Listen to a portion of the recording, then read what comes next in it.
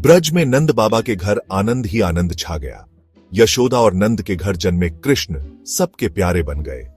माखन चुराते, गोपियों संग रास रचाते कृष्ण की बाल लीलाओं ने सबको मोहित कर लिया। हर कोई उनकी लीलाओं में खो जाता।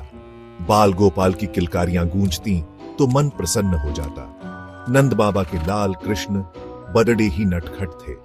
कभी माखन चुराते, कभी यशोदा मैया की मटकी फौडह देते। गोपियां तो उनकी एक झलक पाने को बेताब रहती। उनकी शरारतें भी सबको प्यारी लगती। हर कोई उन्हें देखकर मुस्कुरा उठता। एक बार की बात है, मां यशोदा ने कृष्ण को माखन चुराने पर डांटा। नाराज होकर कृष्ण घर के बाहर आ गए। सभी गोपियां उन्हें मनाने आई, लेकिन कृष्ण तो रूठे हुए थे। आखिरकार यशोदा मैया को आना पड़ेगा। उन्होंने कृष्ण को प्यार से मनाया और गले लगा लिया। कृष्ण की लीलाओं में एक अलग ही जादू था। वो कोई साधारण बालक नहीं थे। उनके हर लीला में एक गहरा रहस्य छुपा था। ये रहस्य जानने को ऋषि मुनि भी तरसते थे। एक दिन खेलते खेलते कृष्ण ने मिट्टी खा ली। यशोदा मैया ने देखा तो डांटते हुए कहा, कान्हा, तुमने फिर मिट्टी खाई? मुंह खोलो। कृष्ण ने मुंह खोला तो यशोदा मैया अवाक रह गईं। उन्हें कृष्ण के मुख में पूरा ब्रह्मांड दिखाई दिया। सूरज, चांद, तारे, ग्रह, नक्षत्र, सब कुछ उस छोटे से मुख में समाया हुआ था।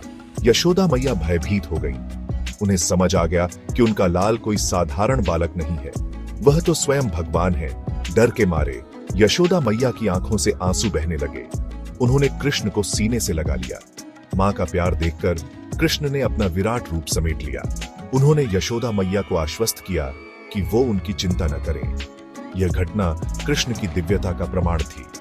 उन्होंने दिखा दिया कि वह सर्वव्यापी है। पूरा ब्रह्मांड उनके अंदर समाया हुआ है। यशोदा मैया को अपनी भूल का एहसास हुआ।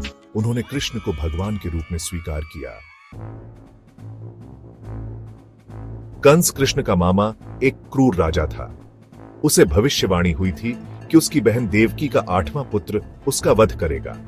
इस डर से कंस ने देवकी और उसके पति वासुदेव को कारागार में डाल दिया। देवकी के हर पुत्र को जन्म लेते ही कंस मार डालता था। जब कृष्ण का जन्म हुआ तो वासुदेव उन्हें चुपके से गोकुल में नंद बाबा के यहां छोड़ आए।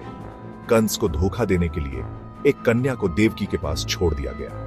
कंस ने उस कन्या को भी मारने का प्रयास किया, लेकिन वह कन्या आकाश में उड़ गई और कंस को चेतावनी देकर गई कि उसका काल जन्म ले चुका है। कंस भयभीत हो गया। उसने कृष्ण को मारने के लिए कई राक्षस भेजे। एक राक्षसी थी पूतना। वह सुंदर स्त्री का रूप धारण करके गोकुल आई और कृष्ण को स्तनपान कराने लगी, लेकिन कृष्ण ने उसके स्तनों को चूस कर ही उसका प्राणांत कर दिया। कंस ने एक के बाद एक कई राक्षस भेजे, लेकिन कृष्ण ने अपनी लीलाओं से सबको परास्त कर दिया। एक बार कंस ने शकटासुर नामक राक्षस को भेजा, जो बैलगाड़ी का रूप धारण करके आया था। कृष्ण उस समय बाल्यावस्था में थे और एक लकड़िढ़ी के खिलौने से खेल रहे थे। शकटासुर ने कृष्ण को कुचलने का प्रयास किया, लेकिन कृष्ण ने अपने पैर से उस गाड़ी को उलट दिया। फिर तो कृष्ण ने उस राक्षस का वध कर डाला। यह देखकर सभी गोकुलवासी प्रसन्न हुए। एक अन्य राक्षस तृणावर्त ने आंधी का रूप धारण करके गोकुल में हाहाकार मचा दिया। धूल मिट्टी से पूरा वातावरण भर गया। सभी लोग घबरा गए, लेकिन कृष्ण ने उस आंधी को अपने ऊपर उठा लिया और उसे शांत कर दिया। इधर कंस का अत्याचार मथुरा में दिन ब दिन बढ़ाता ही जा रहा था। उसके अत्याचारों से प्रजा त्राहिमाम कर रही थी। सभी को कृष्ण की प्रतीक्षा थी। उन्हें उम्मीद थी कि एक दिन कृष्ण आएंगे और कंस के अत्याचारों से उन्हें मुक्ति दिलाएंगे। अंततः वह दिन आ ही गया जब कृष्ण और उनके बड़े भाई बलराम मथुरा गए। कंस ने उन्हें मल्लयुद्ध के लिए आमंत्रित किया था। कृष्ण और बलराम ने कंस के पहलवानों को पछाड़ दिया। कंस और कृष्ण के बीच भयंकर युद्ध हुआ। अंत में कृष्ण ने कंस को मार गिराया।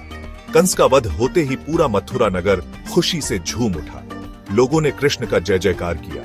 कृष्ण ने अपने माता पिता वासुदेव और देवकी को कारागार से मुक्त कराया। कृष्ण ने उग्रसेन को मथुरा का राजा बनाया। उन्होंने धर्म की स्थापना की और अधर्म का नाश किया। कृष्ण ने लोगों को सच्चाई और प्रेम का मार्ग दिखाया। उन्होंने बताया कि सत्य की हमेशा विजय होती है। कृष्ण की लीलाएं हमें बताती हैं कि ईश्वर हर जगह और हर जीव में उपस्थित है। हमें उनके अस्तित्व पर विश्वास रखना चाहिए। हमें हमेशा धर्म का पालन करना चाहिए और अधर्म का विरोध करना चाहिए। सत्य की राह पर चलने वाला व्यक्ति कभी पराजित नहीं होता। कृष्ण की कहानी हमें प्रेरणा देती है कि हमेशा सत्य के साथ खड़े रहे। हमें कभी भी बुराई के आगे नहीं झुकना चाहिए। ईश्वर पर विश्वास रखें, वह हमेशा अपने भक्तों की रक्षा करते हैं।